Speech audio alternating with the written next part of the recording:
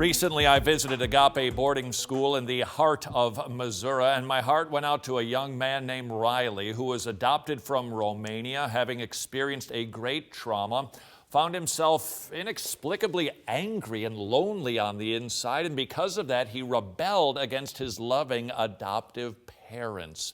Because of that, he got into trouble with the law, and his mom and dad lovingly sent him to Agape boarding school to deal with the issues that a young man just should not have to figure out, including, yikes, his brother becoming paralyzed because he jumped through a window in their home while Riley was with him.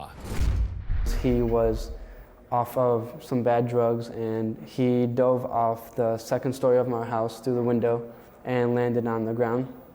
And he broke his neck, and he was unconscious for a while, and I watched the whole thing happen. I called the police. I waited for people to arrive and stuff and all that.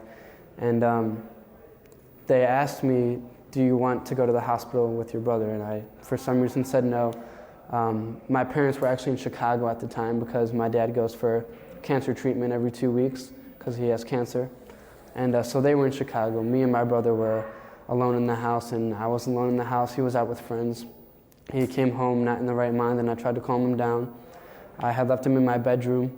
I told him to go to sleep, and I left the bedroom and went and talked to my dad on the phone, let him know what was going on. He told me that I should call the police and let them know what's going on so they can come and try to help him out because I wasn't doing a good enough job.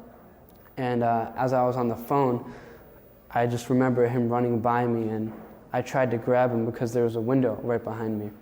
And I tried to grab him, but I wasn't fast enough, and the next thing I heard was just a shatter, and he dove through the window, landed on the ground, and I was on the phone with my dad, and I just remember screaming, Dad, Aiden's dead. I think he killed himself. And so I hung up immediately and went downstairs through the back door and where he was.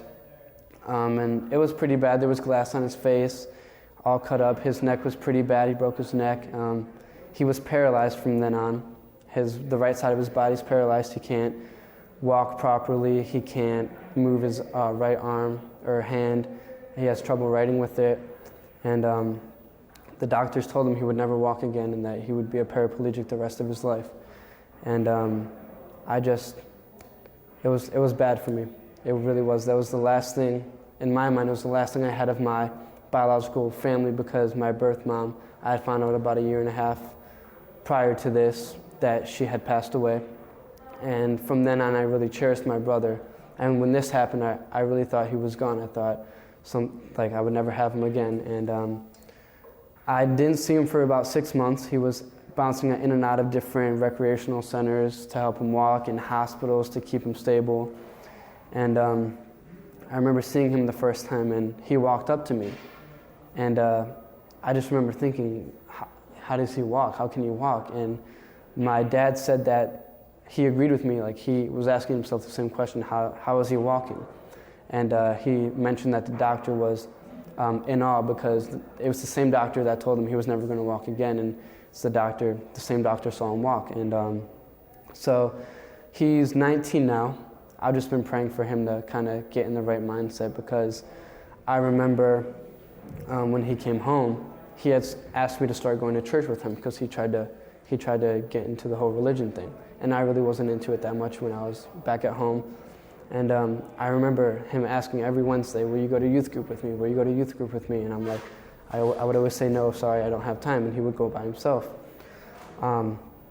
So I honestly feel it's part of my fault that he's not very religious right now, but I do feel blessed because I come here and I get the chance to read the Bible every morning and to sit and listen in chapel every day, and church on Sunday morning, Sunday night, and church also on Wednesday.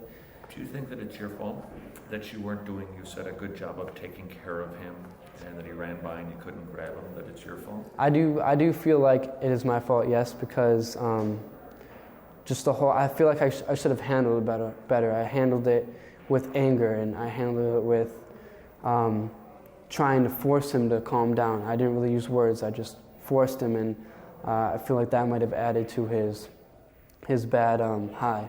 And I feel like that might be part of the reason why he did what he did. Also, I feel like I wasn't maybe a loving enough brother. I never really told him I loved him that much, and when I did, he never said it back, and so I kind of stopped from there.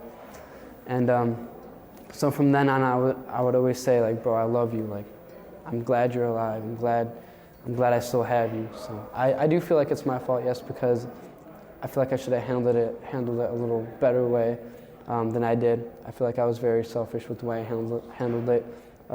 Very angry. I feel like I was taking maybe a little bit of anger I had about him being high out on him while he was. And I feel like that is a little bit what led to what happened. Let's just say, just for fun, I'm not sure I agree with this, but let's just say for fun, that you didn't do a good job. And let's just say that you should have done some things differently. All right. You claim to be a Christian, is that correct? Yes, sir. All right. So did Jesus die for those sins too? Yes, sir, he did. Okay. All right. Are there any sins that you've committed that he didn't die for? No, sir. All right. I believe he died for all the sins. All right.